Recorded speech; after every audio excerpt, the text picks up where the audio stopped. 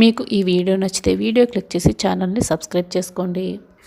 కేదార్, ధాత్రి, కౌశికి అందరు కూడా హాల్లో ఉంటారు. అప్పుడే బూచి గాయాలతో మామయ్య అత్తయ్య అంటూ గట్టిగా అరుస్తూ ముక్కుతూ ములుగుతూ ఇంటికి వస్తారు. ఏమైందని అందరూ అడుగుతూ ఉంటారు. అసలు ఏమైందో కాస్త వివరంగా చెప్పండి, కూర్చొని చెప్పండి అని ధాత్రి చెప్తూ ఉంటే, నేను 50 లక్షలు డబ్బులు బ్యాంకులో డిపాజిట్ చేద్దామని బ్యాగ్ పట్టుకొని వెళ్తూ ఉంటే ఎవరో లేడీ రోడ్లో పడిపోయింది. ఏమైంది అని నేను కారాపి ఆవిడ దగ్గరికి వెళ్ళి చూస్తే ఈలోపే చుట్టూ రౌడీలు చుట్టుముట్టి నన్ను కొట్టి కారులో ఉన్న డబ్బుల బ్యాగు, నా ఒంటి మీదున్న బంగారము మొత్తం కూడా తీసుకుని వెళ్ళిపోయారు. చూడండి నాకు గాయాలు ఎలా అయ్యాయో, ఎంత నొప్పిగా ఉందో అని బూచి అయితే యాక్షన్ చేస్తూ ఉంటాడు. అయ్యో అవునా అని కాచి బాధపడుతూ ఉంటుంది.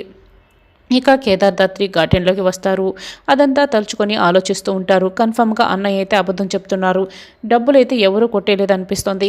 ఖచ్చితంగా అన్నయ్య ఎవరికో ఇచ్చి ఉంటాడు అని ధాత్రి చెప్తుంది. ఇక ధాత్రి ఒక ఎస్ఐకి ఫోన్ చేస్తుంది. అసలు దొంగతనం జరిగే ఛాన్సే లేదు మేడం.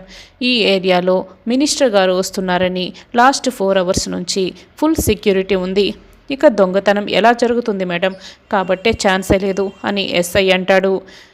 ఇంత సెక్యూరిటీ ఉంటే కారు ఆపి కొట్టి దొంగతనం చేసేంత ధైర్యం ఎవరికి ఉంటుంది మేడం, చెప్పండి అని ఇన్స్పెక్టర్ అడుగుతూ ఉంటాడు. Thank you so much sir information ఇచ్చినందుకు అని ధాత్రి ఫోన్ కట్ చేస్తుంది. ఖచ్చితంగా ఆ డబ్బు బావ ఎవరికో ఇచ్చాడు ధాత్రి, అది ఎవరన్నది కనిపెట్టాలి అని కేదార్ అంటాడు. ఆ రౌడీలు చిత్ర దగ్గర నిలబడి ఉంటారు. చిత్ర అంటే నీడని చూడగలరే తప్ప పట్టుకోలేరు, నన్ను ఎప్పటికీ పట్టుకోలేరు అని చిత్ర అనుకుంటూ చాలా గర్వంగా ఉంటూ చాలా సంతోషపడుతూ ఉంటుంది.